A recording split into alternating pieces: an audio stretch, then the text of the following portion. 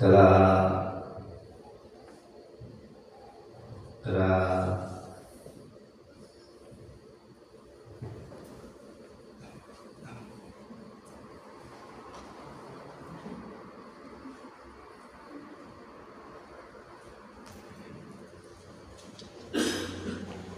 นะโมตัสสะภะคะวะโตอะระหะโตสัมมาสัมพุทธัสสะนะโมตัสสะภะคะวะโตอะระหะโตสัมมาสัมพุทธัสสะนะโมตัสสะภะคะวะโตอะระหะโตสัมมาสัมพุทธัสสะอิติปิโสภะคะวะอะระหังสัมมาสัมพุทโธวิชชาจรณะสัมปันโนสุขโตโลกวิทูอนุตตโรปุริสธรรมสารติสัทธาเอวมนุสสานังพุทโธภควาติสวากขาโตภควตาธัมโมสันทิฏฐิโกอาการิโกเอหิปัสสิโกโอปันญิโกปัจจตังเวทิตาโพวิญโยเอติสุปฏิปันโนภควโตสาวกสังโฆอุชุปฏิปันโนภควโตสาวกสังโฆสามีจิปฏิปันโนภควโตสาวกสังโฆยะอิทังจัตตาริปุริสายุคานิอัตถปุริสปุคลาเตสะภควโตสาวกสังโฆอาหุเนยโยอาหุเนยโยทักขิเนยโยอัญชลีกัลนิโยอนุตตรปุญญาเกตังโลกัสสาติอิติปิโสภะคะวะอะระหังสัมมาสัมพุทโธวิชชาจรณะสัมปันโนสุขโตโลกวิทูอนุตตโรปุริสธรรมสารติสัทธาเทวมนุสสานังพุทโธภควาติสวากขาโตภควตาธัมโมสันทิฏฐิโกอาการิโกเอหิปัสสิโกโอปันญิโกปัจจตังเวทิตาโพวิญโยอิติสุปฏิปันโนภควโตสาวกสังโฆอุชุปฏิปันโนภควโตสาวกสังโฆยะปฏิปันโนภควโตสาวกสังโฆสามีจิปฏิปันโนภควโตสาวกสังโฆยะติธังจัตตาริปุริสายุคานิอัตถปุริสปุคลาเตสะภะคะวะโตสาวกสังโฆอาหุเนยโยปะหุเนยโยทักขิเนยโยอัญชลีกัลนิโยอนุตตรังปุญญาเกตังโลกัสสาติอิติปิโสภะคะวะอะระหังสัมมาสัมพุทโธวิชชาจรณะสัมปันโนสุขโตโลกวิทูอนุตตโรปุริสธรรมสารติสัทธาเทวมนุสสานังพุทโธภควาติสวากขาโตภควตาธัมโมสันทิฏฐิโกอาการิโกเ หิปัสสิโกโอปันญิโกปัจจตังเวทิตาโพวินโยอิติสุปฏิปันโน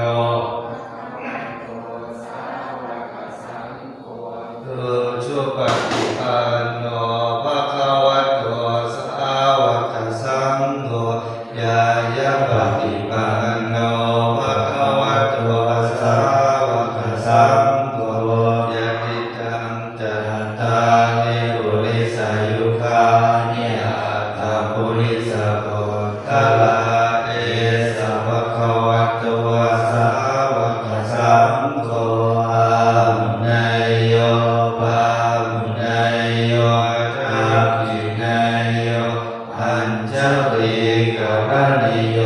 อนุตตรังปุญญเขตังโลกัสสามิอิติปิโสภะคะวะอะระหังสัมมาสัมพุทโธวิชชาจรณะสัมปันโนสุขโตโลกวิทูอนุตตโรปุริสธรรมสาปฏิสัทธาเอวมโนสานังพุทโธภควาติสวะขาโตภควตาธัมโมสันติติโกอาติโกเอหิปัสสิโกโอปันญิโกปัจจตังเวทิตาโพวินโยอิติสุปฏิปันโนภะคะวะโตสาวกสังโฆอุชุปฏิปันโนภะคะวะโตสาวกสังโฆยายะปฏิปันโนภะคะวะโตสาวกสังโฆ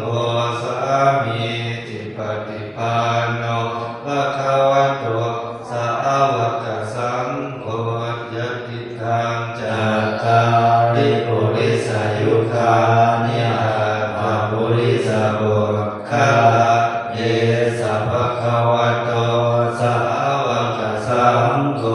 อาหุเนยโยปาหุเนยโยทักขิเนยโยอัญชลีกรณิโยอนุตตรังปุญญเขตังโล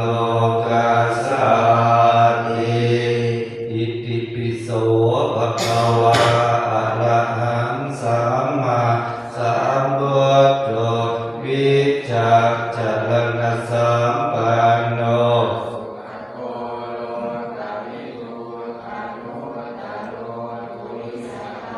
มัคคาวะอิสัทธาเทวมนุสสานังพุทโธภควาติสวะขาโตภควตาธัมโมสันติติโกอาลิโกเยหิปัสสิโกโอปันญิโกปัจจตังเวทิตาโพวินโยอิติสุปฏิปันโนภะคะวะโตสาวกสังโฆอุชุปฏิปันโนภะคะวะโตสาวกสังโฆยายะปฏิปันโนภะคะวะโตสาวกสังโฆสามีจิปฏิปันโนภะคะวะโตสาวกสังโฆยะติตังจัตตาริปุริสายุคาอัตถปุริสโภคลาเอสะภะคะวะโตสาวกสังโฆอาหุเนยโยปาหุเนยโยทักขิเนยโยอัญชลีกรณิโยอนุตตรังปุญญเขตังโลกัสสามิอิติปิโสภะคะวะอะระหังสัมมาสัมพุทโธ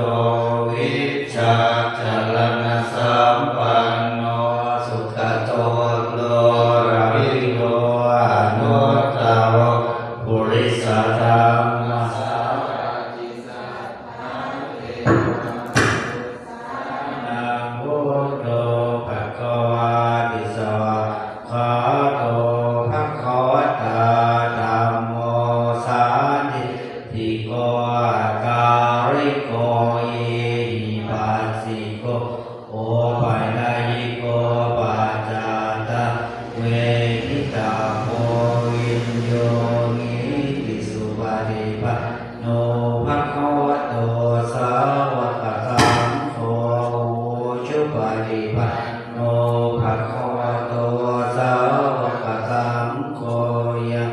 ยะปฏิปันโน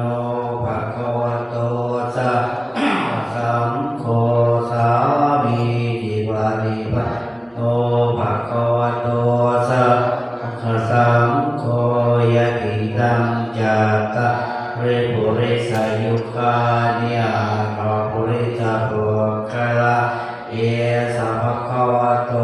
สาวกสังโฆอาหุนายโยอาหุนายโย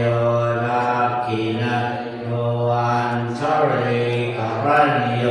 อนุตตรังปุญญเกตังโลกัสสติอิติปิโสภะคะวะอะระหังสัมมา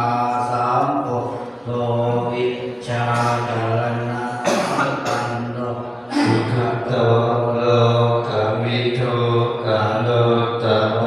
ปุริสธรรมสารติสัทธาเทวมนุสสานังพุทโธภคะวะติสวะคาโตภคะวะตาธัมโมสันติติโกอาการิโก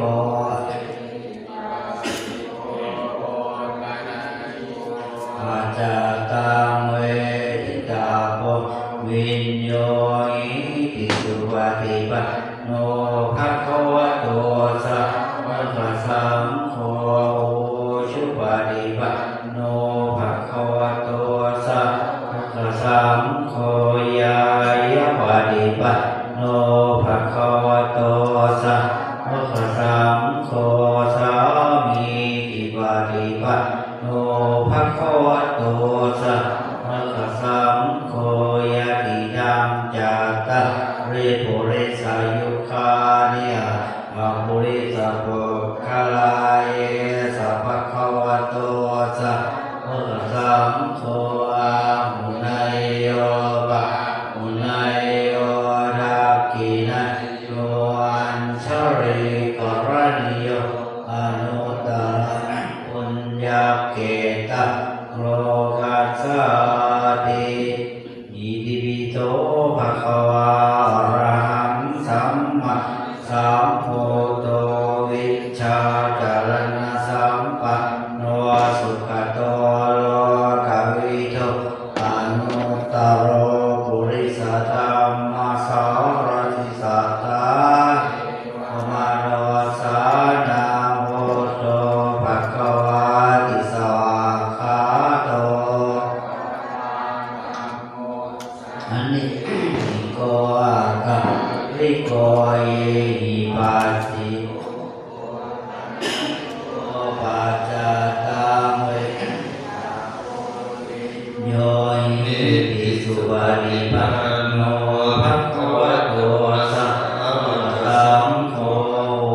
สุปฏิปันโนภะคะวะโตสาวกสังโฆยายะปฏิปันโนภะคะวะโตสาวกสังโฆสามีจิปฏิปันโนภะคะวะโตสาวกสังโฆยะติตังจัตตาริปุริสายุคานิอาภาปุริสาปุคละเยสัพพะคะวะโตสาวกสังโฆ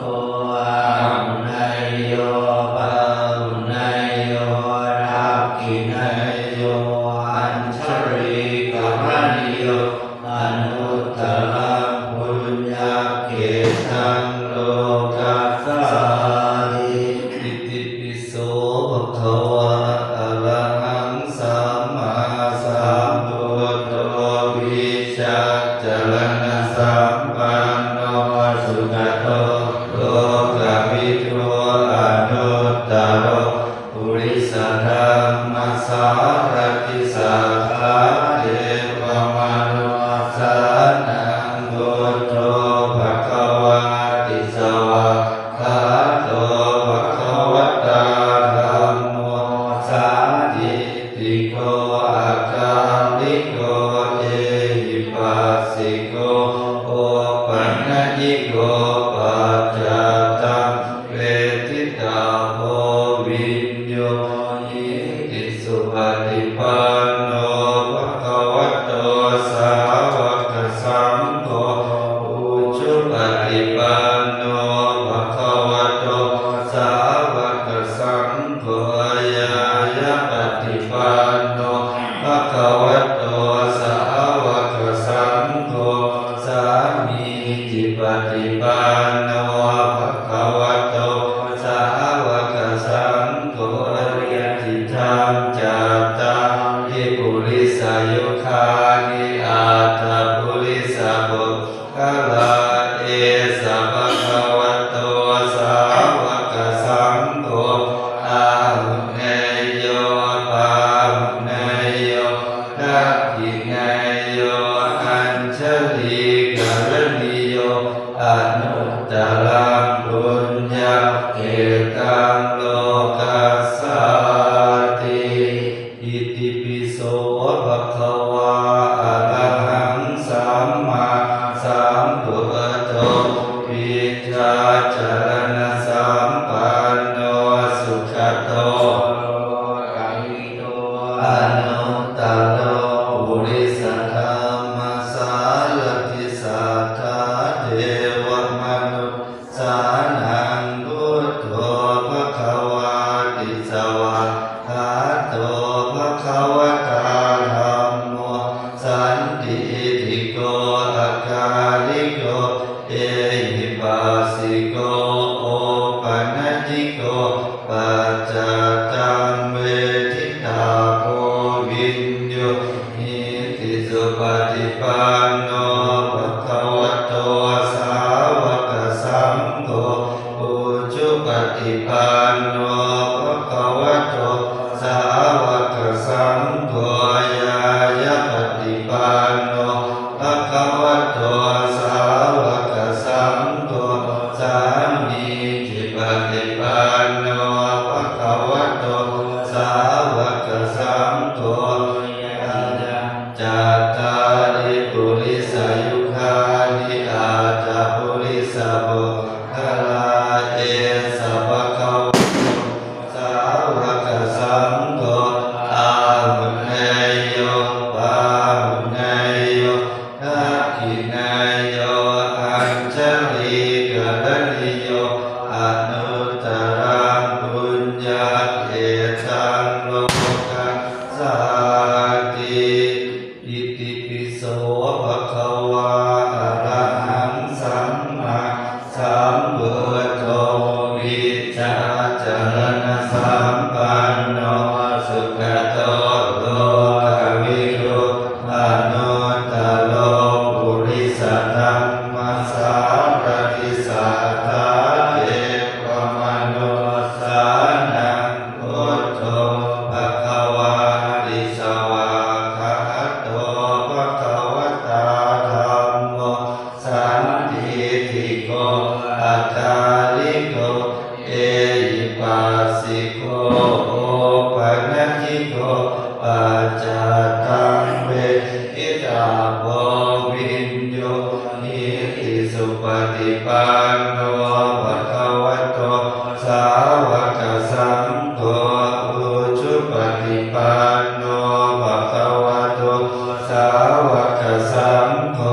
ยายะปฏิปันโนภะคะวะโตสังโฆมังจาตาริปุริสายุคานิอาตาปุริสาโภคาเอสะภะคะวะโตสาวกสังโฆอาหุเนยโยปะหุเนยโยทักขิเนยโยอัญชลีกัลลิโยอนุตตรังปุญญาเกตังโลกัสสติอิติปิโสภะคะวะอะระหังสัมมาสัมพุทโธวิชชาจารณสัมปันโนสุขโตโลกวิทูอนุตตโรปุริสธรรมสารติสัทธาเทวมนุษย์สานังพุทโธภะคะวาติสวะคาโตภะคะวะตาธัมโมสัน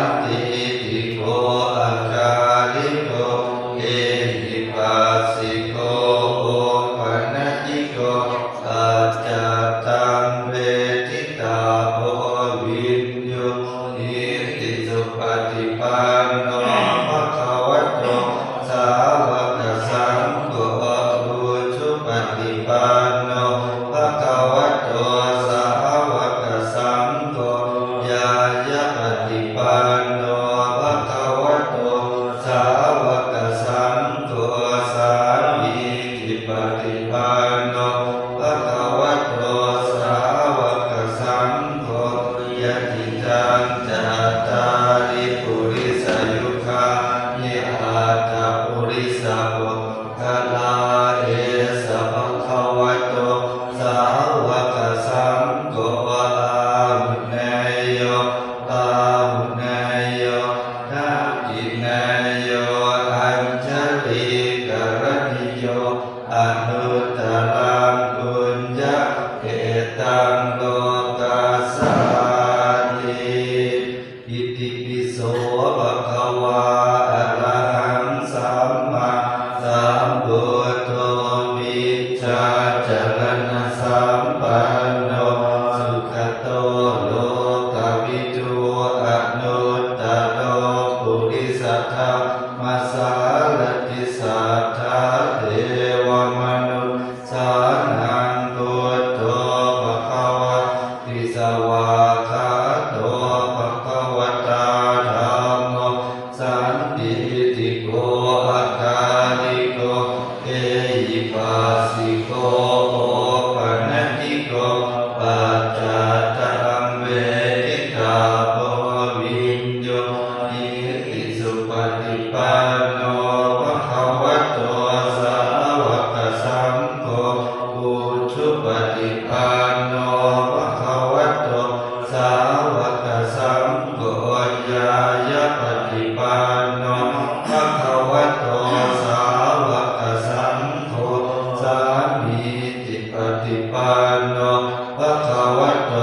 สาวกสังโฆยะติทังจัตตาริปุริสยุคานิอาตาปุริสปุคลาเอ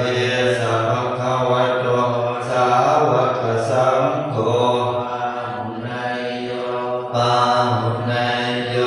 ทักขิเนโยอัญชลิกรณิโยอนุตตรังปุญญเกตังโลกัสสาติอิติปิโสภะคะวะอะระหังสัมมาสัมพุทโธวิชชาจรณะสัมปันโนสุขโตโลกวิทูอนุตตโรปุริสธรรมสารติสัทธาเทวมนุษย์สานังพุทโธภะคะวะติสวากขาโตภะคะวะตาธัมโมสันติติโกอาคาลิโกเอหิปัสสิโกโอปันญิโกปัจจตังเวทิตาโพวิญโย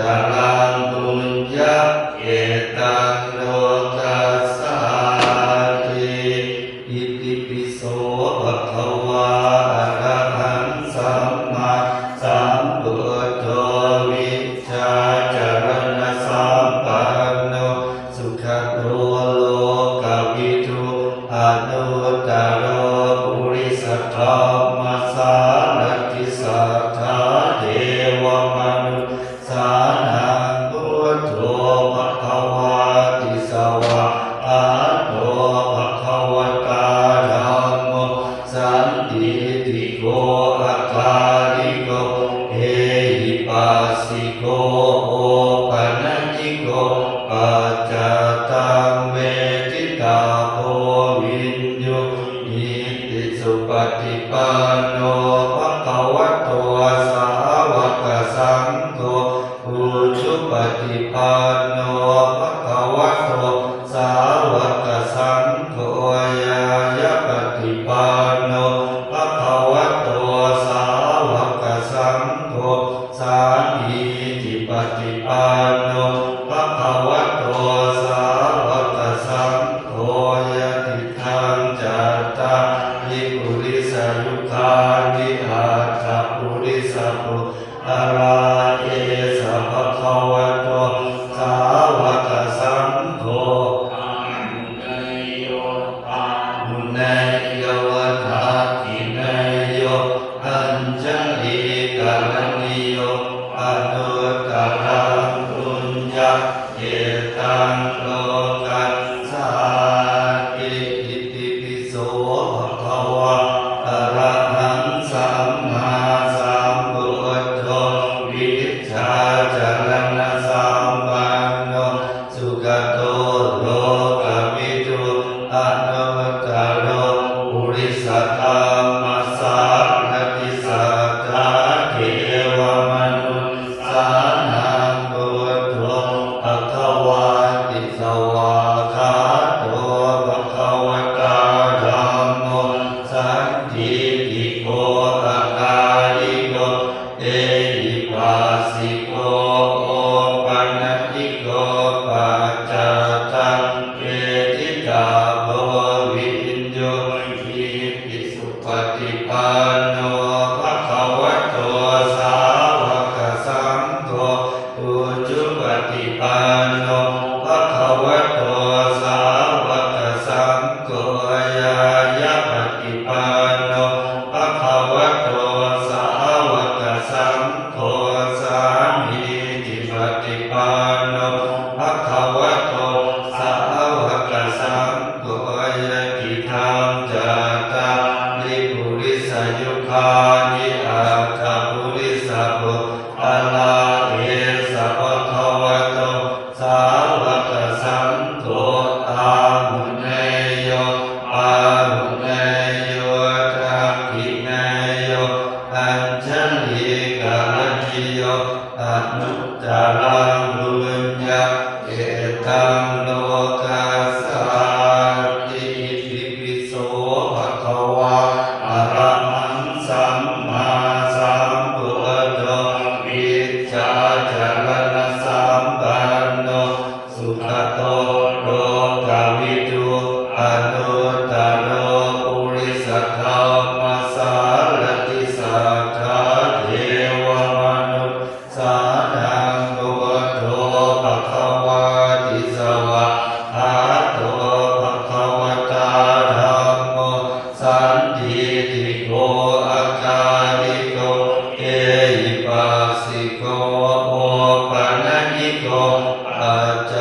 ตังเวทิตาโภวินโย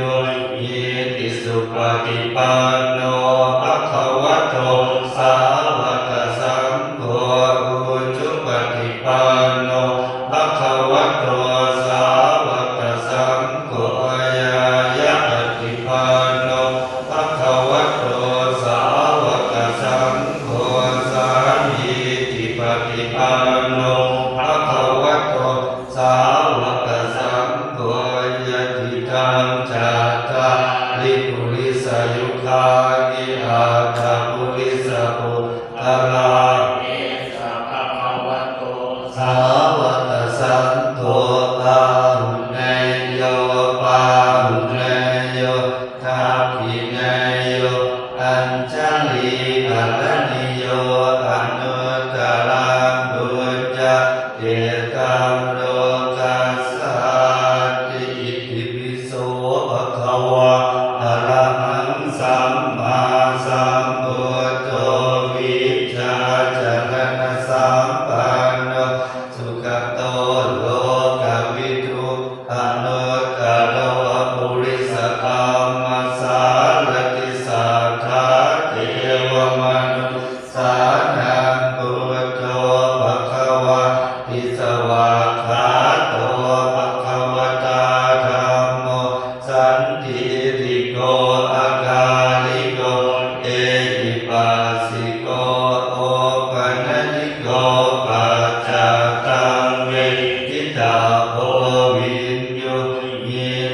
สุปฏิปันโนภะคะวะโตสาวกสังโฆอุชุปฏิปันโนภะคะวะโตสาวกสังโฆยายะปฏิปันโนภะคะวะโตสาวกสังโฆสามีจิปฏิปันโนภะคะวะโตสาวกสังโฆยะติธังจัตตา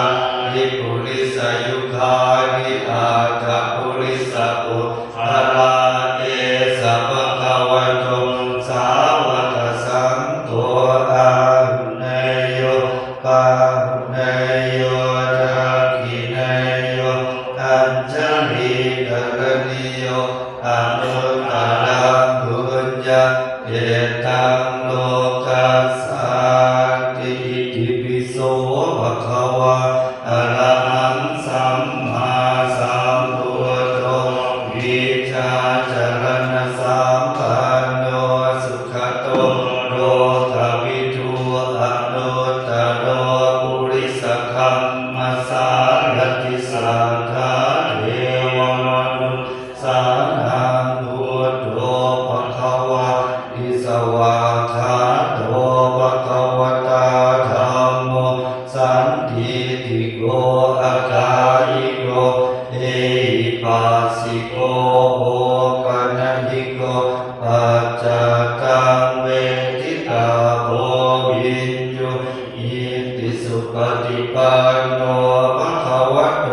สาวกสังโฆอุชุปฏิปันโนภะคะวะโตสาวกสังโฆยายะปฏิปันโนภะคะวะโตสาวกสังโฆสามีจิปฏิปันโนภะคะวะโตสาวกสังโฆยะติธังจัตตาริปุริสยุคานิอาตาปุริสปุทาราเอสะภะคะวะโตสาวกสังโฆอาหุเนยโยปาหุเนยโยทักขิเนยโยอัญชลีกรณีโยอนุตตรังบุญญาเอตังโลกัสสาติอิติปิโสภะคะวะอะระหังสัมมาสัมพุทโธวิชาจรณะสัมปันโนสุขโตโลกวิทูอนุตตโรปุริสคัมมัสสารติสัทธาเทวมนุษย์สานังพุทโธภะคะวะอิสวาคาโตภะคะวะตาธัมโมสันทิติโกอาคาลิโกเอหิปัสสิโกโอปัญญิโกปัจจตังเวทิตาโพวินโยอิติสุปฏิปันโนภะคะวะโตสาวกสังโฆอุชุปฏิปันโนภะคะวะโตสาวกสังโฆ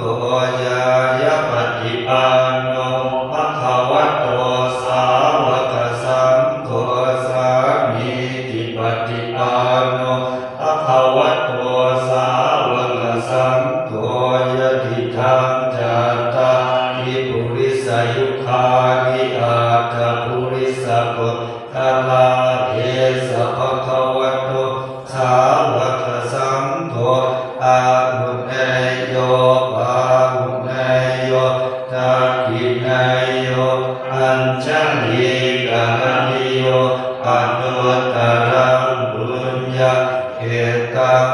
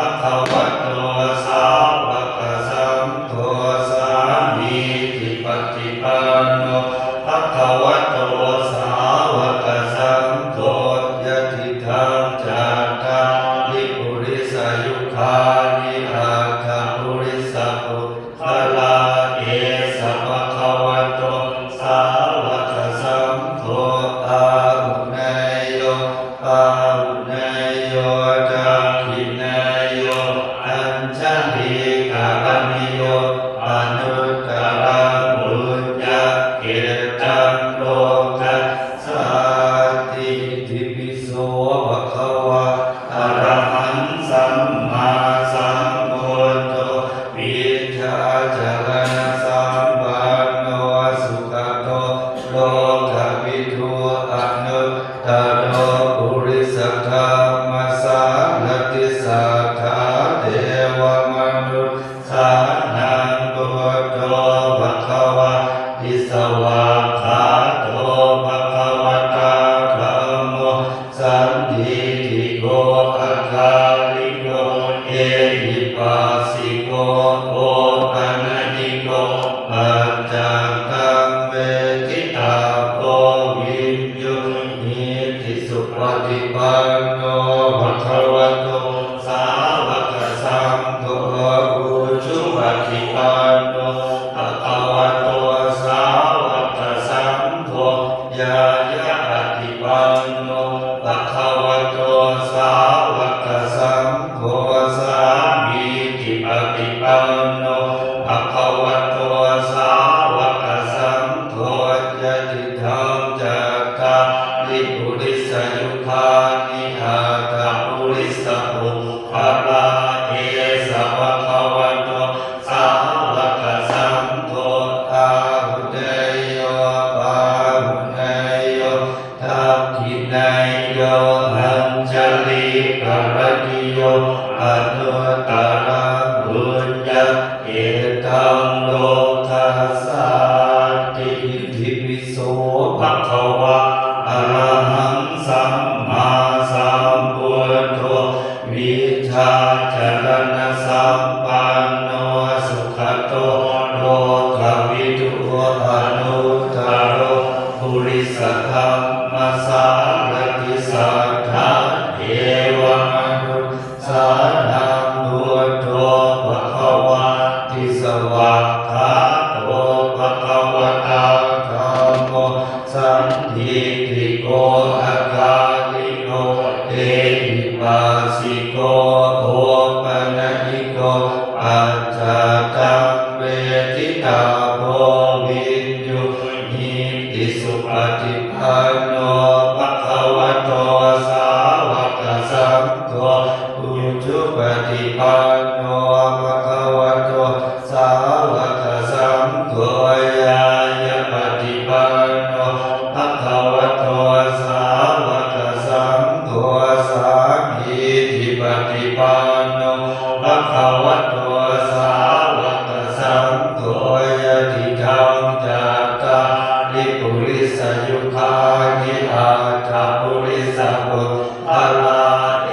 สะภะคะวะโตสาวกสังโฆอาหุเนโยอาหุเนโยทัพพิเนโยอัญชลิกรณิโยตารังปุญญาเกตังโลกัสสะติติปิโสภะคะวะอะระหังสัมมาสัมพุทโธวิชชาจารณะสัมปันโนสุขโตโลกวิทูอนุตตโรปุริสธรรมสารติสัทธาเทวมนุษย์สานังพุทโธภะคะวะติสวากขาโตภะคะวะตาธัมโมสันทิฏฐิโกอะคาลิโกเอหิปัสสิโกโอปัญญิโกปัจจตังเวทิตาโพวิญญุนิติสุปฏิปันโนภะคะวะโตสาวกสังโฆอุชุปฏิปันโนภะคะวะโตสาวกสังโฆญาญาปฏิปันโนภะคะวะโตสาวกสังโฆสามีจิปฏิปันโน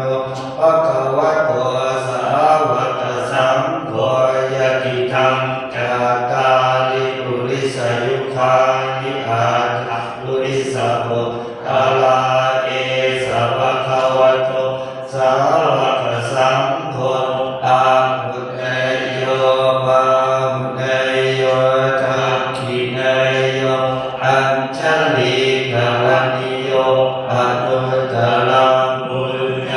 เกตังโลกัสสาติอิติปิโสภะคะวะอะระหังสัมมาสัมพุทโธชาจรณะสัมปันโนสุขโตโลกวิทูอนุตตโรปุริสธรรมสารติสัทธาเทวมนุษย์สานังพุทโธภะคะวะติสวะหาโตภะคะวะตาธัมโมสันทิฏฐิโกอาคาลิโกเอหิปัสสิโกโอปัญญิโกปัจจตังเวทิตาโพวินยุอิติสุปฏิปันโนภะคะวะโตสาวกสังโฆอุชุปฏิปันโนภะคะวะโตสาวกสังโฆญาณปฏิปันโนภะคะวะโตสาวกสังโฆสันทิฏฐิปฏิปันโนภะคะวะโตสาวกสังโฆญาติทังจัตตาริปุริสยุคานิอาจาปุริสปุพลาเอสภะคะวะโตสาวกสังโฆอาหุเนโยอาหุเนโยทักขิเนโยอัญชลิกรณิโยอนุตตรังปุญญเกตังโลกัสสาติอิติปิโสภะคะวะอะระหังสัมมาสัมพุทโธวิชชาจรณะสัมปันโนสุขโตโล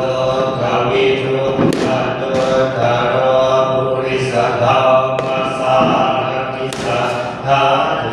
วมนุษย์สานังพุทโธภะคะวะติสวะหาโตภะคะวะตาธัมโมสันทิฏฐิโกอาคาลิโกเอหิปัสสิโกโอปัญญิโกปัจจตังเวทิตาโพ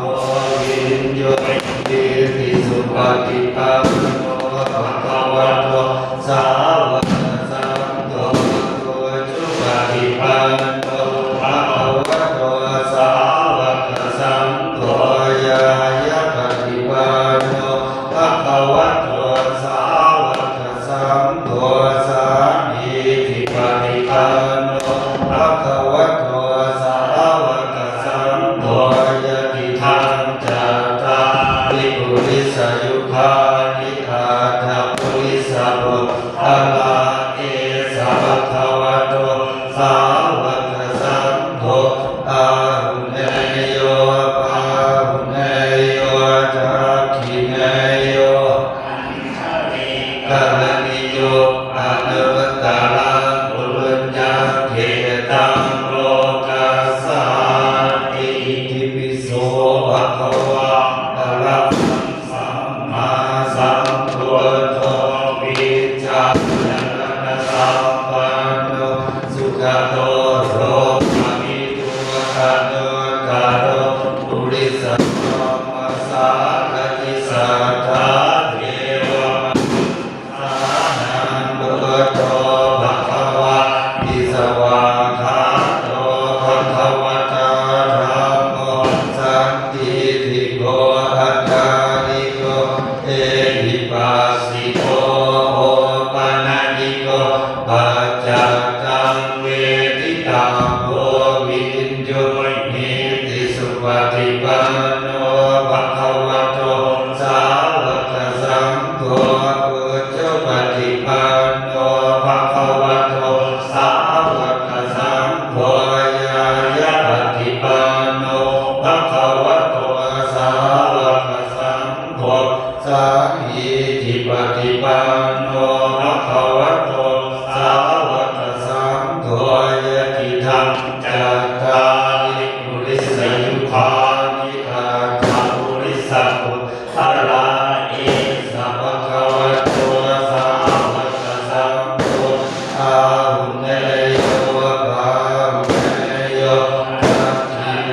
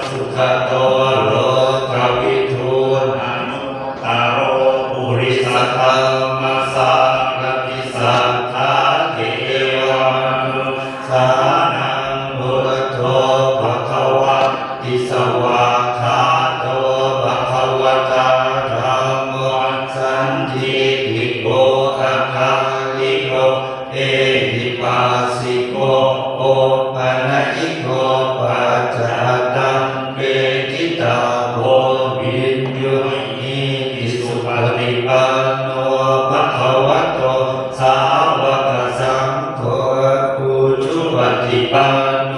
ภะคะวะโตสาวกสังโฆยายาปฏิปันโนภะคะวะโตสาวกสังโฆสามีจิปฏิปันโนภะคะวะโตสาวกสังโฆยะติตังจัตตาริปุริสยุคานิอาตาปุริสบุคลาเยสะภะคะวะโตสาวกสังโฆอาหุเนโยอาหุเนโยทักขิเนโยอัญชลีกรณิโยอนุตตรังบุญญาเอตังโลกัสสาติอิติปิโสภะคะวะอะระหังสัมมาสัมพุทโธวิชาจรณะสัมปันโนสุขโตโลกวิทูอนุตตโรปุริสธัมมัสสารติสัทธาเทวมนุสานังพุทโธภะคะวะติสวะคาโตภะคะวะตาธัมโมสันทิติโกอาคาลิโกเอหิปัสสิโกโอปัญญิโกปัจจตังเวทิตาโพวิญโยอิติสุปฏิปันโนภะคะวะโตสาวกสังโฆอุจุปฏิปันโนภะคะวะโตสาวกสังโฆญาญาปฏิปันโนภะคะวะโตสาวกสังโฆสามีจิปฏิปันโนภะคะวะโตสาวกสังโฆยะติธรรมจัตตาริปุริสยุคานิอาตาปุริสปุคลาเอสะภะคะวะโตสาวกสังโฆอาหุเนโยปาหุเนโยทักขิเนโยอัญชลีกรณิโยอนุตตรังบุญญาเอตังโลกัสสาติอิติปิโสภะคะวะอะระหังสัมมาสัมพุทโธวิชาจรณะสัมปันโนสุขโตโลกวิทูอนุตตโรปุริสธัมมัสสารติสัทธาเทวมนุสานังพุทโธภะคะวะติสวะคาโตภะคะวะตาธัมโมสันทิติโกอาคาลิโกเอหิปัสสิโกโอปัญญิโกปัจจตังเวทิตาโกวิญโยหิติสุปฏิปันโนภะคะวะโตสาวกสังโฆอุจุปฏิปันโนภะคะวะโตสาวกสังโฆญาญาปฏิปันโนภะคะวะโตสาวกสังโฆสามีจิปฏิปันโนภะคะวะโตสาวกสังโฆยะติตังจัตตาริปุริสยุคาอัตถปุริสบุคลาเอสะภะคะวะโตสาวกสังโฆอาหุเนโยอาหุเนโยอัญชลีกรณิโยอนุตตรังบุญญาเอตังโลกัสสาติอิติปิโสภะคะวะอะระหังสัมมาสัมพุทโธวิชาจรณะสัมปันโนสุขโตโลกวิทูอนุตตโรปุริสธัมมัสสารติสัทธาเทวมนุสานังพุทโธภะคะวะติสวะคาโตภะคะวะตาธัมโมสันทิติโกอาคาลิโกเอหิปัสสิโกโอปัญญิโกปัจจตังเวทิตาโพวิญโยหิติสุปฏิปันโนภะคะวะโตสาวกสังโฆอุจุปฏิปันโนภะคะ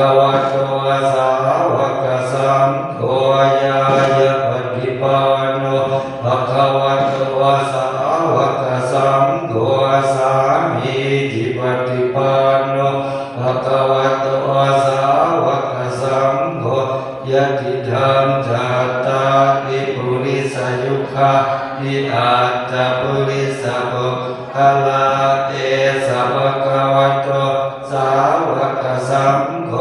อาหุเนยโยภาหุเนยโยทักขิเนยโยอัญชลีกรณิโยอนุตตรังปุญญาเอตังโลกัสสติ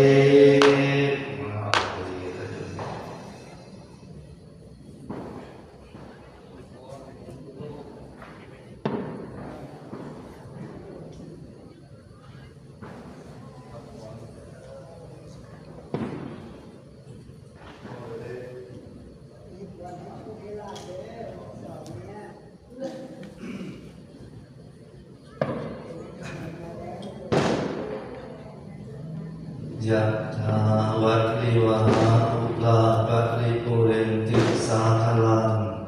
เอวะเมวะอิโตทินังเปตานังอุปกปปติอิจิตังปัจจิตังทุมังกิปะเมวะสมิจจตุสัพเพปุเรนตุสังกปาจันโทปนรสโสยะถามณิโชติระโสยะถาสัพพิติโยวิวัจจันตุสัพพะโรโควินาศตุมาเตภวัตวันตรายโยสุขีทีขายุโกภวะอภิวาทนาสิริสนิจังวุฒาปจาจิโนจัตตารโลธรรมวัฏฏันติอายุวันโนสุขังภาลัง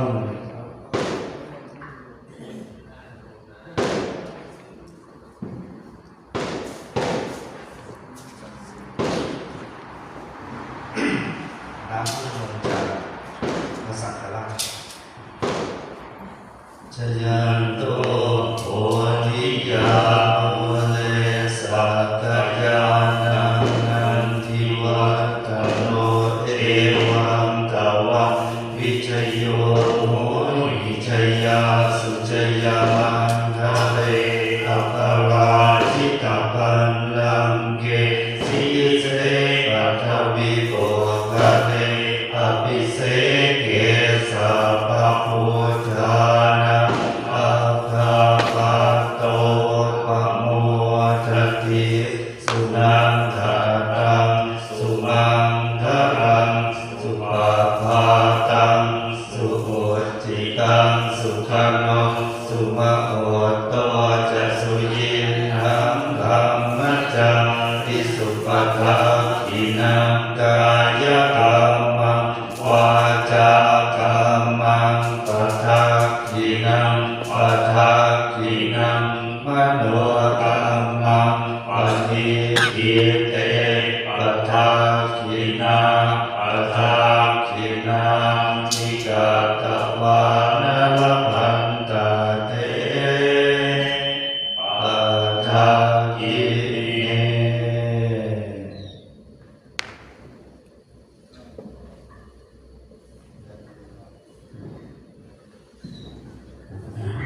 การสวดมนต์สุดท้ายปีเก่าต้อนรับปีใหม่ในปีนี้ก็สำเร็จลุล่วงไปได้ดี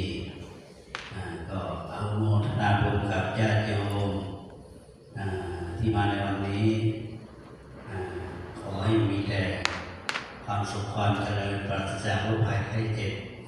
สิ่งที่ไม่ดีอย่าได้เข้ามาขอให้สิ่งดีๆเข้ามาสู่ชีวิตของเราในปีใหม่นี้ก็สิ่งใหม่ๆที่เข้ามากับตัวเราในปีก็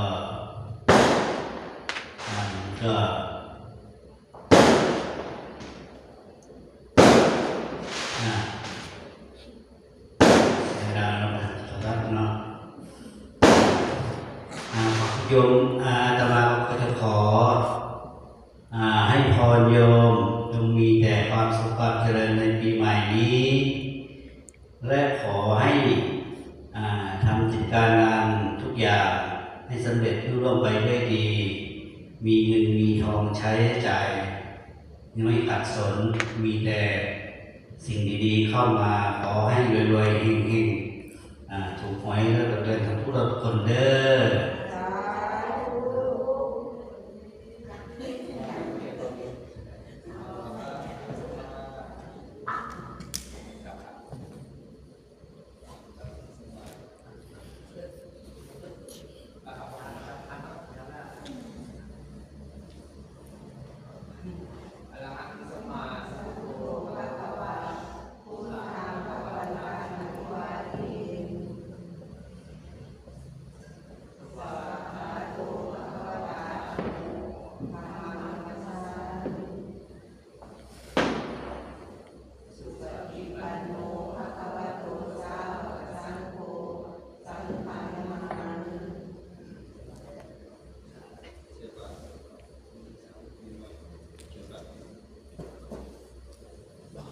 ทดสอบวันเป็นเช้าเป็นนายกแล้วก็หลายคนก็ว่ามีการใส่บ้านใส่บ้านที่เราไม่แกนนี่นะผู้ใดว่างก็มาทำบุญเด้อปีใหม่มาที่พรุ่งนี้เนาะก็ต่อกันไปครับ